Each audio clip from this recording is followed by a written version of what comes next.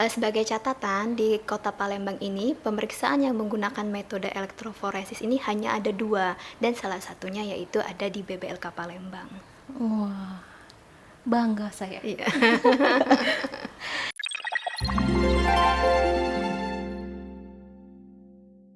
Bismillahirrahmanirrahim. Alangkah segarnya makan buah semangka, setelahnya makan pempek panggang. Assalamualaikum sahabat BBLKM Palembang dimanapun berada. Jumpa lagi dengan kami di podcast BBLKM Palembang. BBLK Palembang, layanan cepat, andal, hasil akurat. Baiklah sahabat BBLK Palembang dimanapun berada, pada hari ini podcast kita akan bertemakan mengenal lebih dekat pemeriksaan protein elektroforesa. Bersama kita pada hari ini sudah hadir 2 narasumber kita, yaitu Ibu Umi Kalsum SST MKM. Assalamualaikum Ibu, apa kabarnya hari ini? Waalaikumsalam, alhamdulillah baik Mbak Ovi. Alhamdulillah. Narasumber kita yang kedua yaitu Ibu Amalia SKMM Biomed. Assalamualaikum Ibu, apa kabarnya hari ini? Waalaikumsalam, alhamdulillah baik. 2 narasumber kita hari ini yaitu Kepala Instalasi Patologi Klinik dan penyelianya. Jadi insya Allah bisa berbagi bersama kita pengetahuan mengenai pemeriksaan protein elektroforesa ya teman-teman. Baiklah, langsung saja kita ke pertanyaan yang pertama.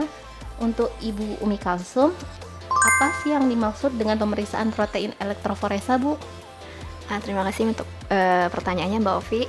Pemeriksaan protein elektroforesa merupakan uji laboratorium untuk menentukan jenis globulin dan albumin, atau bisa diartikan juga tes yang mengukur protein spesifik di dalam darah.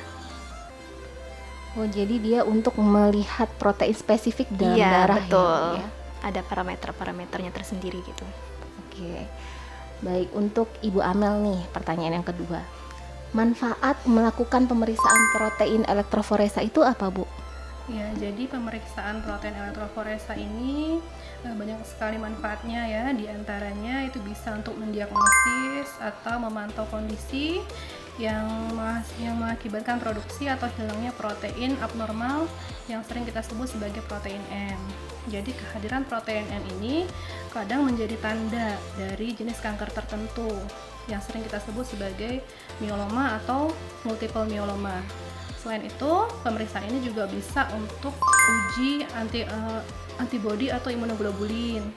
Selain itu juga bisa untuk anemia, diabetes, kemudian gizi buruk, penyakit autoimun tertentu, atau juga bisa pemeriksaan masalah tiroid. Wah, banyak ya Bu ya manfaatnya ya. Pertanyaan selanjutnya untuk Ibu Umi, kondisi seperti apa ya Bu yang dicurigai untuk melakukan pemeriksaan protein elektroforesa?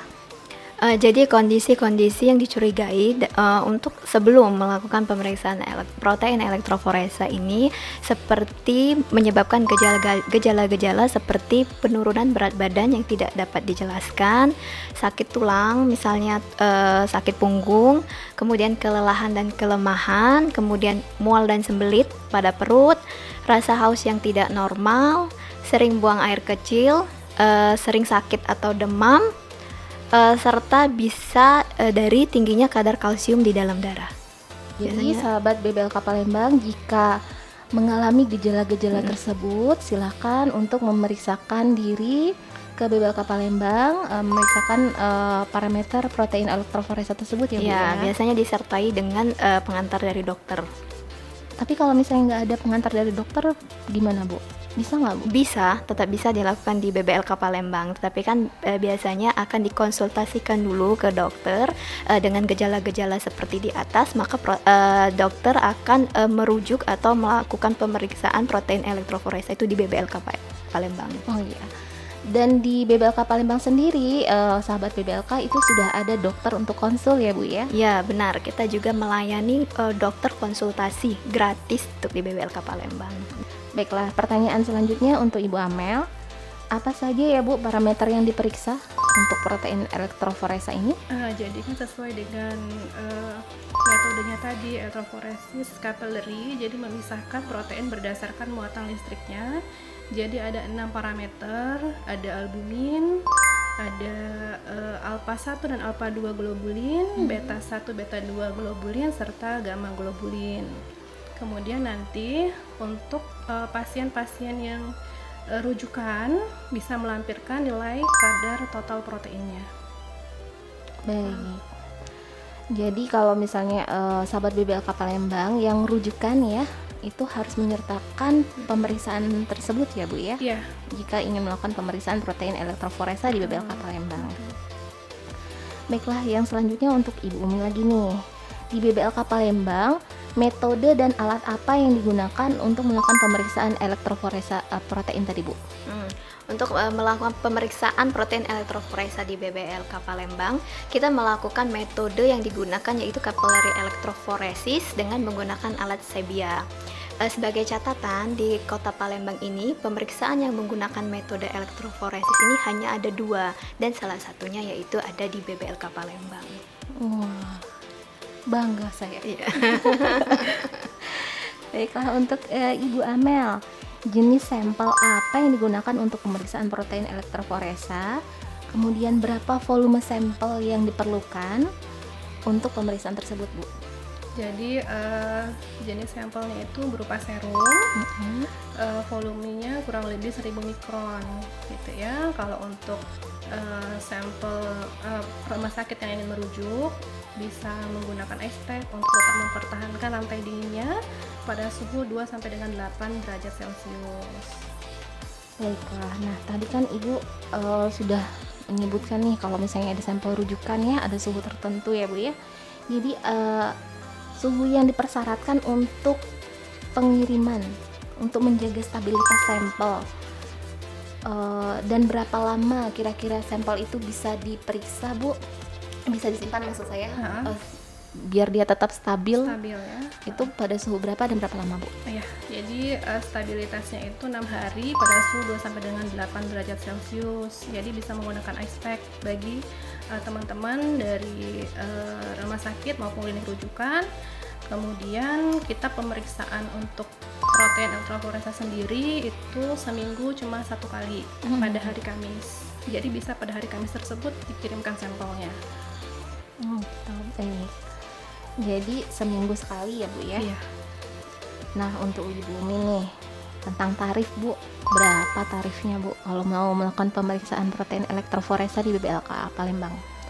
Ya, kalau untuk tarif untuk pemeriksaan protein elektroforesa di BBLK Palembang itu cukup dengan Rp250.000 saja, dan ini cukup terjangkau harganya. Untuk di BBLK Palembang sudah termasuk include 6 parameter yang disebutkan Mbak Amel tadi. Itu Mbak Ovi. Oke, baiklah, sekian podcast kami pada hari ini ya. Ada closing nggak nih dari dua narasumber kita sesama patologi? Closingnya mungkin pantun ya Mbak Ovi ya? Boleh. Boleh pantun sedikit ya Mbak Ovi ya? Boleh. Dan untuk teman-teman podcast, pergi ke pasar mencari melati. Cakep, Pulang ke rumah membawa delima. cakep. Cukup sekian podcast dari patologi. Sampai ketemu pada sesi selanjutnya. Terima Oh, kasih. Masya Allah. Saya nggak mau kalah. Oh Boleh? iya, baik. Dibales ya. Dibales. Karate ilmu bela diri, bukan untuk sok-sokan jadi jagoan. Cakep. Saya Noviarli Irani Putri, Umi Kalsum dan Amalia mohon pamit undur diri. Semoga podcast ini dapat menambah wawasan.